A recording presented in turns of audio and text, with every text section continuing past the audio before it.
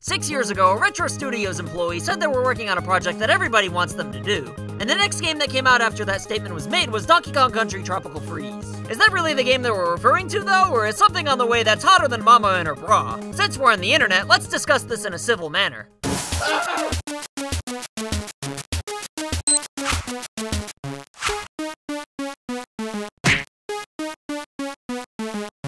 Some of you may be wondering, who's Retro Studios and why should I care what game they're working on? Well, the folks at Retro Studios have an outstanding track record of making games from dormant Nintendo franchises, especially franchises that Nintendo has no idea what to do with. People wanted a Metroid game in 3D for years, and finally Retro Studios knocked it out of the park on the GameCube. And when Microsoft bought Rare from Nintendo, nobody knew if we'd ever see Donkey Kong back to his former glory. And then Retro Studios came in and I dare say topped what Rare did on the Super Nintendo. So that's why it matters what this developer's working on and why when they say they're making a game that everybody wants them to make, we should care. Literally 100% of the games they've made have delivered greatness. But that mysterious game that everybody wants them to make couldn't have possibly been Tropical Freeze, right? I mean, I guess if by everybody the guy meant Nintendo, then yeah, I suppose so. Don't get me wrong though, that game was amazing. In fact, it's my second favorite 2D platformer of all time. But after successfully reinventing the Metroid series into 3D, as well as resurrecting and partially reinventing the 2D Donkey Kong platforming series, I don't think the next game that everybody wanted to see out of this particular developer was another Donkey Kong Country game, as great as that turned out being. Had I known the game would have been that good, I'd have wanted it, but this was my reaction upon hearing the news of a new Donkey Kong Country game in 2013.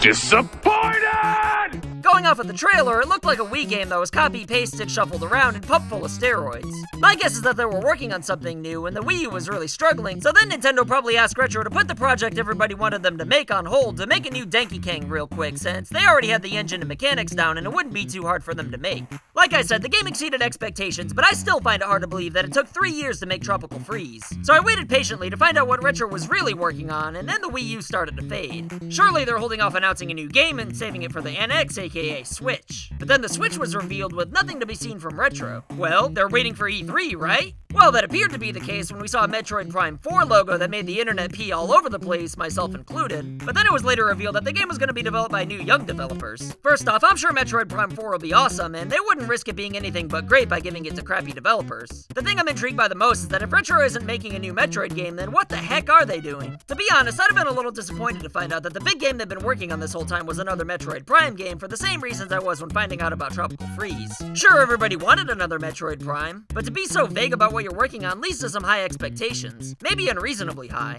And I don't mean to imply that they need to hurry up on whatever they're working on, because rushing things is never the answer. Just look at Sonic 06. But after 6 years of wondering, I'm just gonna start speculating. I used to think the most logical guess to a game that everybody wants Retro to make would be a new Star Fox game. I mean, you know, Metroid was a sci-fi space adventure and they nailed that. But then Nintendo botched a reboot within these past 6 years, so that's out the window. Now I'm starting to think that maybe it's a new Kid Icarus game, which would be cool, but I don't think anybody necessarily wants that. I'm not saying nobody would play it, but I don't see anybody asking for it. If they did make a new Kid Icarus game, I'm sure it'd be great though.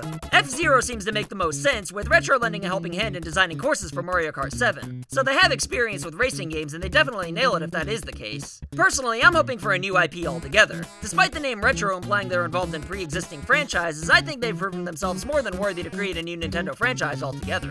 Imagine being a filmmaker and studios keep having you reboot and reinvent old franchises. If you were hitting it out of the park every time, but being told that it's somebody else's thing, wouldn't you want to tell your own story or create your own vision? I mean, look at Rare. Yeah, they made great Donkey Kong games, but they also made Banjo-Kazooie and other franchises as well. If Retro Studios is making a new IP altogether, then I'm all for it, but I can't imagine everybody asking them to do it. The most likely scenario, though, is that they probably scrapped whatever it was they were working on when the original statement was made, and they're actually working on Hotel Mario 2. What do you want to see next out of Retro Studios, though? We know it won't be another Metroid game, so would you be happy with a third Donkey Kong Country game? Let me know in the comments below, and don't forget to like this video and subscribe if you're new. If you're not convinced, watch some of our other videos. I put them right there, so don't be a dick. See you next time.